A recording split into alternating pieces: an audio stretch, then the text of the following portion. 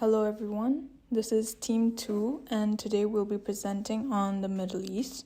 More specifically, we'll be focusing on 4 countries which are Iran, Saudi Arabia, Kuwait and Turkey. Everyone, I'm going to talk about Iran. Iran is a country in West Asia. It is bordered by several countries including Iraq, Turkey, Azerbaijan and Turkmenistan.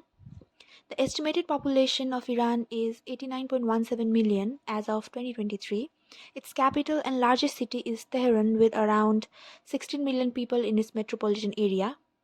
Talking about Iran's infrastructure, Iran's economy is characterized by its hydrocarbon, agricultural, and service sectors, as well as a noticeable state presence in the manufacturing and financial services. Iran ranks second in the world for natural gas reserves and fourth for proven crude oil reserves. Iran's main infrastructure consists of telecommunication, which includes telephones, fixed lines, and mobile cellular, broadcast media, internet, with a total user of 69.52 million people. Other infrastructure consists of airports, pipelines, railways, roadways, waterways, and merchant marines, ports, and terminals. Talking about Iran's service sector, Iran's economy is driven by the service sector, which includes education, healthcare, communication, banking, and insurance, which accounts for about half of economic output and total employment according to 2019-2020 data.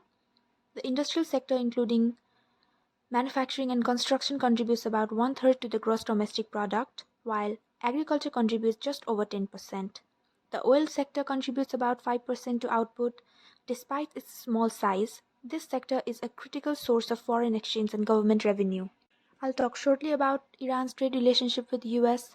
During the last 26 years, the exports of United States to Iran have decreased at an annualized rate of 7.18% from $273 million in 1995 to $39.4 million in 2021. Main products imported from United States to Iran are medical instruments, laboratory reagents, and X-ray equipments, whereas the major exports from Iran to United States are gas turbines, brochures, and paintings. Talking about internet access, Iranians are dealing with internet penetration, bandwidth, and speeds have increased markedly in recent years due to increased government investment in foreign and communication technologies. The loss of internet connectivity has become a central fear that's etched into the minds of Iranians.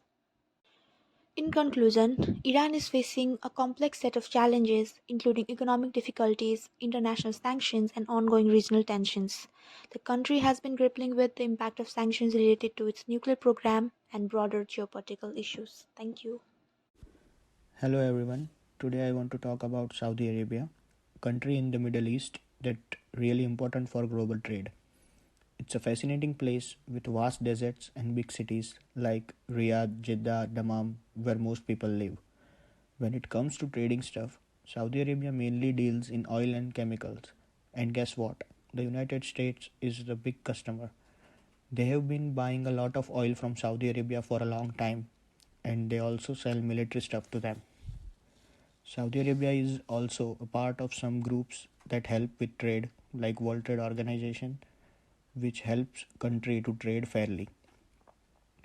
They are also involved with other groups like International Monetary Fund and the World Bank, which help countries with their money and development projects. But it's not all easy for Saudi Arabia because they rely so much on selling oil. They can be affected a lot when the prices of oil go up and down. So they are trying to find other ways to make money, like promoting tourism and technology. Now let's talk about infrastructure.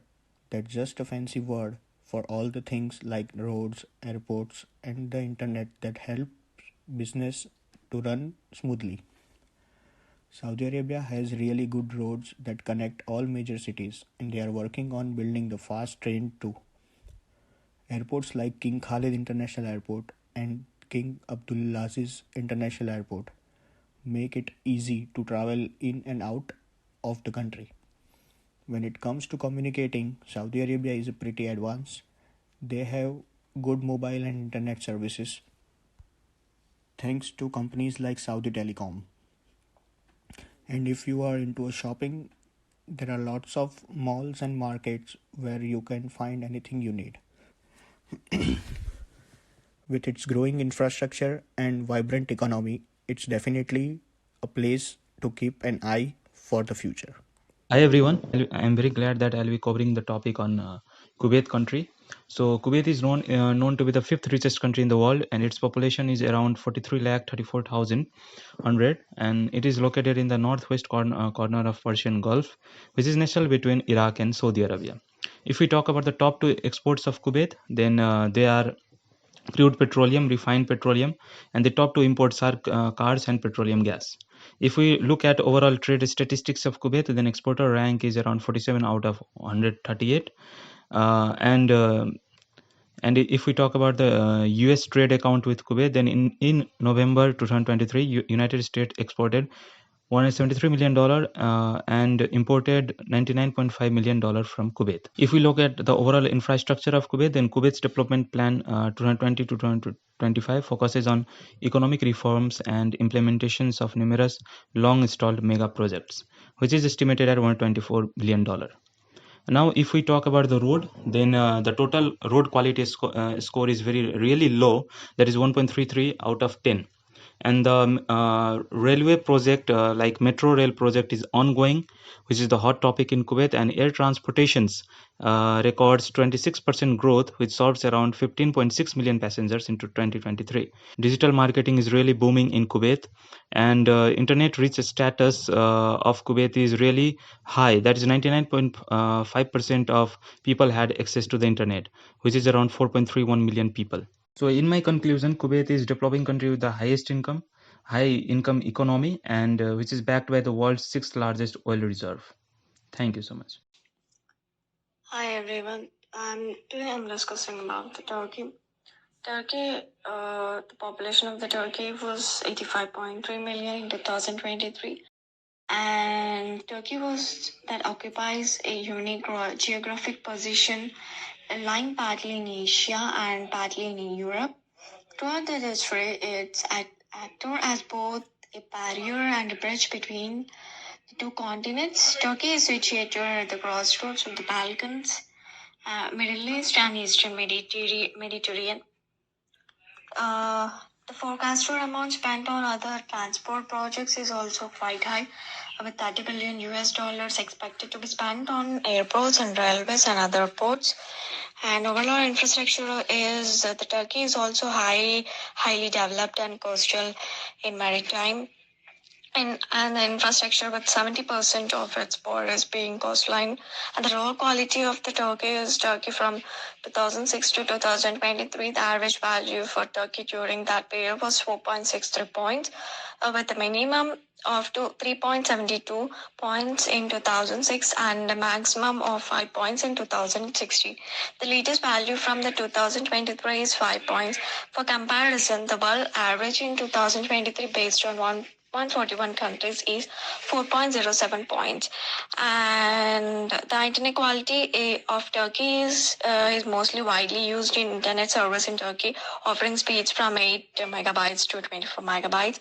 And the economy for the Turkey is manufacturing 22.1% wholesale and retail trade, that 13.5% transport and storage, 10.0% agriculture, forestry and fishing 6.5%, construction is 4.9% in the year 2023. So Turkey is a major producer and exporter of chromite and also mines iron ore, coal, lignite, bauxite, and copper. Turkey is one of the very high human development countries in the world. And the United States is the world's largest turkey producer and the largest exporter of turkey products. And my conclusion is Turkey has high-speed internet, high-speed trading, high-speed economy. Thank you everyone for your patience. Overall, the conclusion that we as Team 2 have come to is that most of these countries are highly developed and growing every year. They all possess large amounts of wealth, mainly because of oil, and are very valuable importers and exporters to the US. We hope you enjoyed our presentation and have a wonderful day.